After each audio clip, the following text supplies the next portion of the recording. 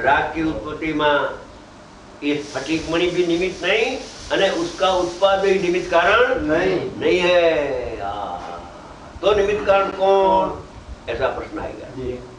अर्थात पोते पोताने लाला शादी रूप परिणामों निमित्त नहीं होवाती, नहीं तो स्वभाव हो जाएगा। स्फटिक मणि अपने आप अकेला अकेला लाल रूपे परिणमे तो स्वभाव हो जाएगा। तो कभी स्वभाव और विभाव का अभाव होता नहीं है। विभाव में निमित्त कारण है। दूसरा, नैमित्तिक में निमित्त है, स्वभाव में निमित्त नहीं होता है। निकाल स्वभाव में निमित्त नहीं है, उत्पाद का निमित्त कोई जगत में नहीं है।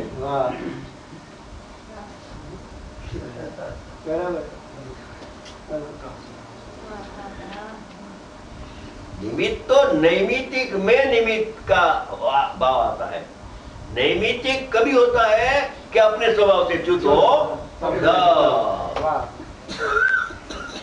मार्मिक गाथा है, बंध सिद्ध करने की गाथा। बंध तत्व बंध अधिकार है ना, मिथ्यात्व सिद्ध करने की गाथा है। मिथ्यात्व का ख्याल आ जाए तो मिथ्यात्व चले जाए।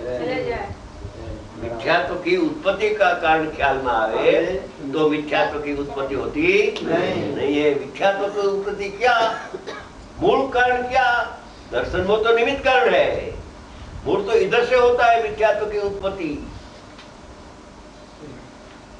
तो मिथ्यात्व की उत्पत्ति का कारण क्या है कि जो अपना ज्ञान में गया है भगवान आत्मा जानने में आने पर भी मैं आत्मा को नहीं जानता हूँ, तो मिथ्यात्व का कारण नियम रूप कारण हो गया। तब दर्शन मोह का निमित्त कारण कहेगा।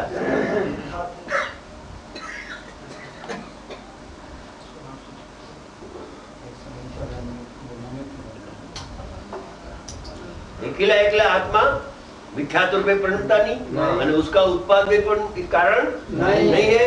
अने दर्शन मोह का उदय वो तो निमित्त कारण है, वो तो बहिरंग कारण है। अंतरंग कारण क्या है कि स्वभाव से च्युत हो गया। स्वभाव से च्युत हुआ, ज्ञाता होने पर भी कर्ता मानता है, ज्ञाता होने पर भी अपने आप कर्ता माना, वो स्वभाव से च्युत हो गया। वो नियम रूप कारण हुआ, उसमें अपवाद नहीं।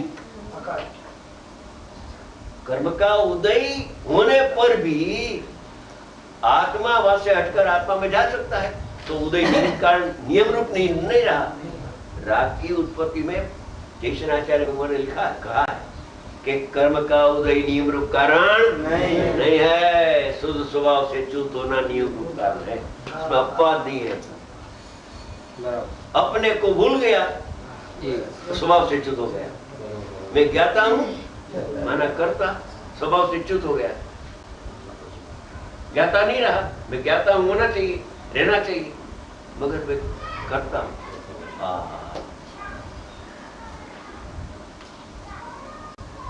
अर्थात पोते पोतानी लालाशादी रूप परिणमोનું નિમિત્ત ન હોવાથી પોતાની મેળે રાગાદી રૂપે પરિણમતો નથી।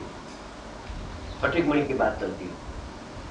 परंतु जे પોતાની મેળે રાગાદી ભાવને પામતો હોવાથી दूसरा पदार्थ लिया अभी, नैमित्तिक पर्याय स्वभाव से च्युत होता है तो नैमित्तिक पर्याय होती है। नैमित्तिक होती है तो उसमें निमित्त कारण आत्मा नहीं होता है, और परिणमन भी निमित्त नहीं है, पर्द भी निमित्त होता है।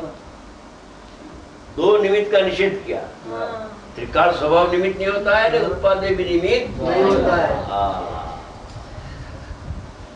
और नैमित्तिक होता तो है, और उसमें कर्म का कारण से राग होता है, ऐसा भी नहीं है।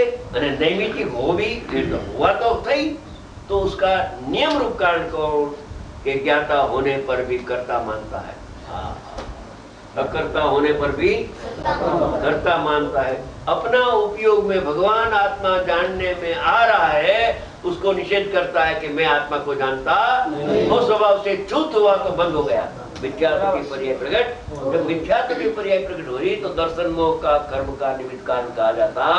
इधर से शुरू होता है, इधर से, वहां से नहीं होता है। कर्म का उदय से शुरुआत नहीं होती है, इधर से शुरू होता है। बंध की शुरुआत भी इधर से, मोक्ष की शुरुआत भी इधर से।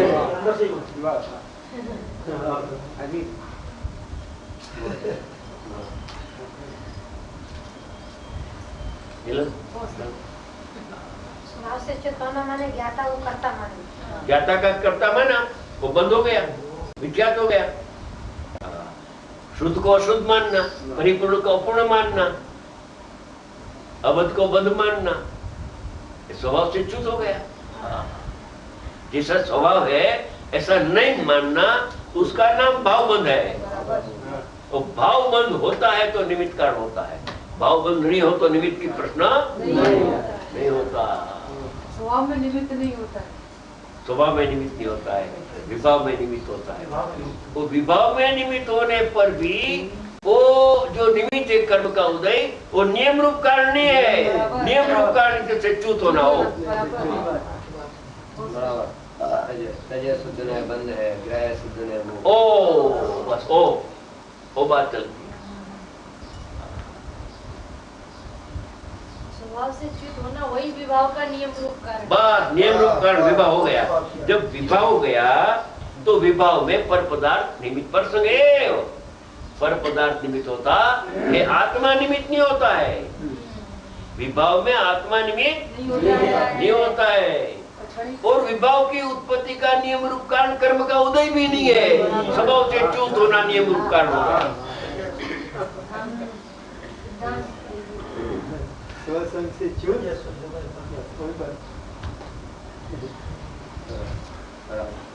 इसमें है सब।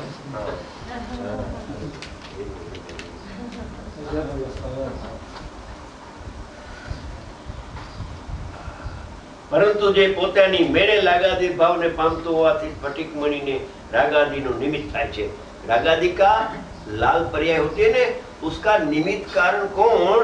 कि जो स्वयं फूल अपने आप अपने स्वभाव से लाल है, वो तो लाल उसका स्वभाव से है, वो तो उसका स्वभाव है। इधर का लाल वो तो विभाव है, उधर का लाल स्वभाव है, इधर का लाल विभाव है।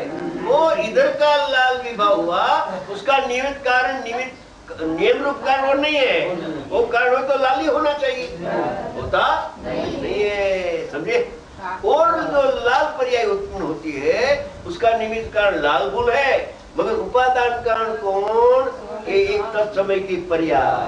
और पर्याय का कारण पर्याय नहीं है, अपने स्वभाव से च्युत हुआ।